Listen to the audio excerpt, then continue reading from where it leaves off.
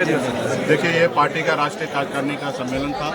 वाल्मीकि नगर की धरती पर हम लोग चंपारण की धरती पर आकर राष्ट्रीय कार्यकारिणी का सम्मेलन किया। हजारों की संख्या में पूरे बिहार से, यूपी से, झारखंड से हमारे पार्टी के वरिष्ठ नेतागण, यहाँ पे पार्टी के वरिष्ठ नेतागण ही यहाँ पे उपस्थित हुए हैं और सभी लोग मजबूती से राष्ट्रीय कार्यकारिणी में 2 दिन तक अपनी बात को रखे।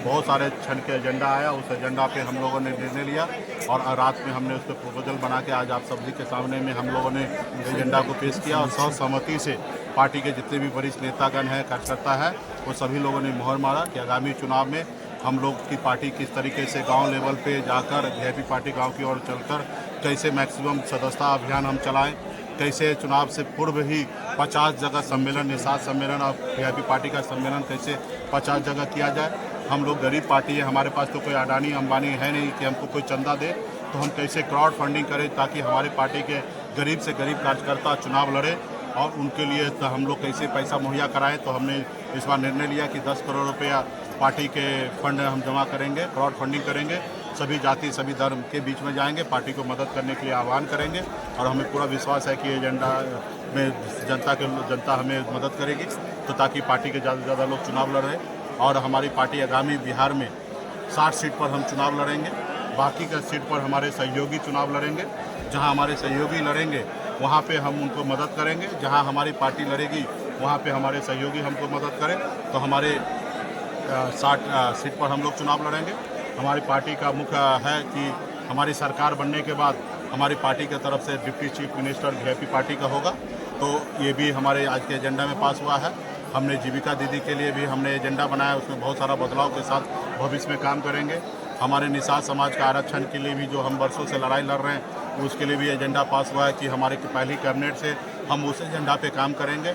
हमारे निषाद मछुआरा समाज के जो गंगा जी है उस पर दूसरे का अधिकार चला गया, उस पर हम लोग काम करेंगे कि उसको कैसे अधिकार दिलाना है, कैसे निषाद समाज को इंश्योरेंस के जरिए उनके मदद हम लोग कर सके ताकि उनको गंगा जी में या कहीं पे जाने के बाद उनका मृत्यु होने पे कैसे उनके परिवार को लाभ मिल सके, उस पर हम लोग काम करेंगे।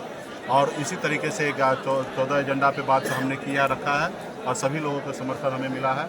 और आपने देखा कि ये बिहार में कोने कोने से 20-20 घंटा 18-18 घंटा का सफ़र तय करके यहाँ पे पहुँचे हैं और आज काफ़ी बहुत अच्छा जगह है। लोगों का टिकट बंटवारा में भी कई रणनीति बनाई गई। हाँ, टिकट में भी हमने निर्णय लिया है कि पार्टी जितनी भी सीट पर लड़ेगी चुनाव उसका आधे सीट जो होंगे वो खास करके पार्टी का रीढ़ का हड्डी जो है अति पिछड़ा समाज है और अति पिछड़ा के ही दम पर हम यहाँ तक पहुँचे हैं। कर्पूरी ठाकुर जी को हम अपना आदर्श मानते हैं, तो हमारी पार्टी का आधा सीट जो है अति पिछड़ा और हमारे SC/ST भाई के लिए, SC भाई के लिए हम लोग सीट रिजर्व कर रहे हैं ताकि आधे सीट पर हमारे खास करके पिछड़े समाज लड़ेंगे और आधे सीट पर हमारे सभी जाति सभी धर्म के लोगों को हम लोग मौका देंगे। क्योंकि आपने खुद में देखा कि पार्टी में जो हमने बहुत सारे लोगों को टिकट दिया और चुनाव जीत के दूसरी जगह भाग गए, तो इस बार हम लोग चाहेंगे कि पार्टी के जो वर्कर है, कार्यकर्ता है, जो पिछले 11 सालों से सपना देखे हैं पार्टी को इस मुकाम तक, मंजिल तक पहुंचाया है, तो इस बार हम चाहेंगे कि उनको ज़्यादा से ज़्यादा मौका दें और इसके लिए जनता के बीच में हम लोग क्राउड फंडिंग भी करेंगे। यानी कि तय हो गया है कि बिहार में तेजस्वी मुख्यमंत्री और मुकेश सहनी मुख्यमंत्री, ये हमारी पार्टी का एजेंडा है। बाकी महागठबंधन का प्लेटफॉर्म होगा, बहुत सारा चीज़ जो है महागठबंधन के प्लेटफॉर्म पे तय होगा। ये हमारी अपनी पार्टी के लिए हमने डिसीजन लिया है। बाकी बहुत सारे चीज़ें जो होंगे वो महागठबंधन का संयुक्त हमारा घोषणा पत्र होगा, सभी जाति धर्म के लिए होगा, युवा के लिए होगा, किसान के लिए होगा, एक संयुक्त घोषणा पत्र होगा।